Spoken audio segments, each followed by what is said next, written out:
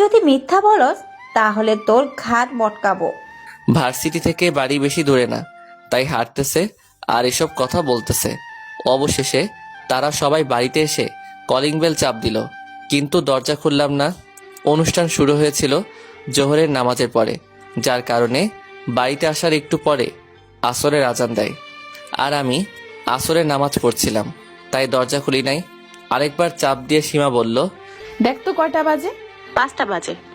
এখন নামাজের টাইম, তাহলে একটু দেরি কর, উনি মনে হয় নামাজ পড়তেছে। কিছুক্ষণ ওয়েট করার পর আমার নামাজ পড়া শেষ হওয়ার পর গিয়ে দরজা খুলে দিলাম। আমি জানি সীমা এসেছে, তার দরজা খুলে দিয়ে উপরের দিকে না তাকিয়ে মাথা নিচু করে আবার চলে আসলাম। ওরা সবাই ঢুকলো, ঢুকে আমাকে দেখতে পেল। আমি একটা মুরব্বি গেঞ্জি আর টুপি মাথায় দিয়ে চলে যাচ্ছি আমার রুমে। পিছন থেকে সীমা আমাকে ডাক দিল, এই যে শুনছেন, আমার বান্ধবীরা এসেছে আপনার হাতে রান্না খেতে, আসেন পরিচয় করিয়ে দেই। পরে কাছে গেলাম। সীমা বলল, এ হলো ইতি, এ হলো ইরা, এ হলো সুরভি, এ হলো খাদিজা। আপনি কি একটু রান্না করবেন? ঠিক আছে করছি, ওদের বসতে বলো। পরে আমি রান্না করতে চাই, ওরা ফ্রেশ হয়ে গল্প করতে থাকে। রান্না করতে করতে প্রায় সন্ধ্যা হয়ে যায়, তাই আমি টেবিলে খাবার রেখে অজু করতে যাই। অজু করতে করতে আজান হয় আর আমি নামাজ পড়তে যাই। নামাজ শেষ করে এসে দেখি ওরা সবাই খাবার সামনে নিয়ে বসে আছে। আপনারা খাওয়া বাদ দিয়ে বসে আছেন কেন? আপনি কষ্ট করে রান্না করলেন, আপনাকে ছাড়া কেমনে খাই? আপনারা খান, আমি পরে খেয়ে নিব। আসো একসাথে খাই। এটা বলার সাথে সাথেই সীমা ওর মাথা একটা থাপ্পড় মারে আর বলে, ওটা তোর দুলাভাই, সম্মান করে কথা বল। আচ্ছা ঠিক আছে, আমি খেতে বসছি। এরপর খাওয়ার পর্ব শেষ হলো। সবাই খাবারের প্রশংসা করলো, শুধু সীমা বাদে। সীমার বান্ধবীরা সবাই থাকবে ঠিক করলো। আমাকে ওরা এটা ওটা জিজ্ঞাসা করতেছে। হঠাৎ করেই ইরা প্রশ্ন করে বসলো, আপনি সীমার সাথে এত কম কথা বলেন কেন?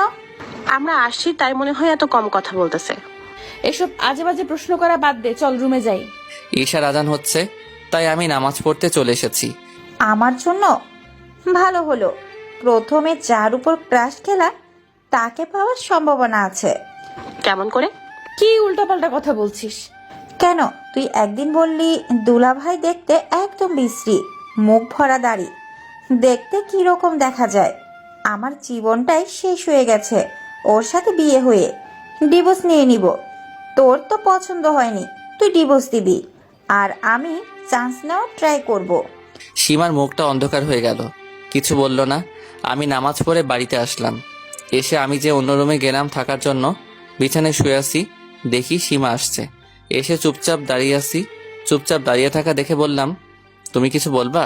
সীমা যা বলল তাতে আমার হুঁশ উড়ে যাওয়ার অবস্থা। সীমা আমাকে বলল, আমি আজকে আপনার সাথে শুব, আমার ওই ঘরে আমার বান্ধবীরা শুয়েছে। কিন্তু কোনো সমস্যা হয় বা ঘুমের ভিতরে তোমার শরীরের উপর হাত চলে যায় তাহলে? আরে সমস্যা হবে না।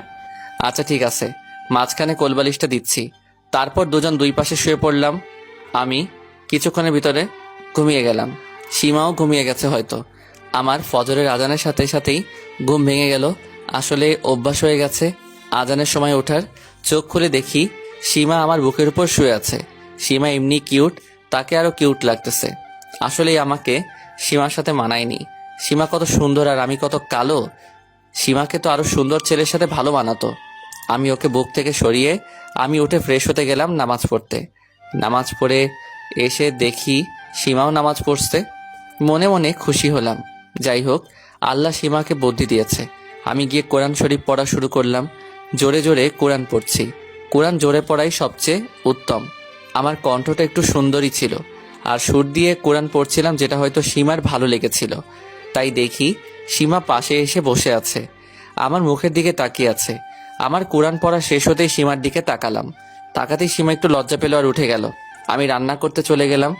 আজকের আরবি পড়াতে যাব না, কারণ 6-7 জন মানুষের রান্না করতে একটু সময় লাগবে।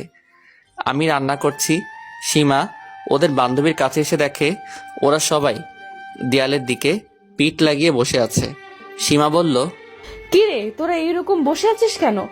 আমরা বসে আছি সেটা বাদ দিয়া আগে বল কোরআন কে পড়লো? আমার স্বামী পড়লো। এত জোরে কেউ কোরআন পড়ে?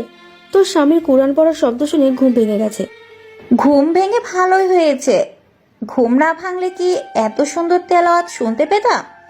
আর কোরআন পড়ার সময় মনোযোগ দিয়ে শুনবে, তাহলে বুঝতে পারবে। কোরআন তেলাওয়াত শুনতেই ইচ্ছে করবে। আসলে তুই অনেক ভাগ্যবতী এরকম একটা স্বামী পেয়ে। তোদের কথা অনেক শুনলাম, চল এবার এবার যা, ফ্রেশ হয়ে এসে নাস্তা কর। সবাই ফ্রেশ হয়ে এসে নাস্তা করলো। নাস্তা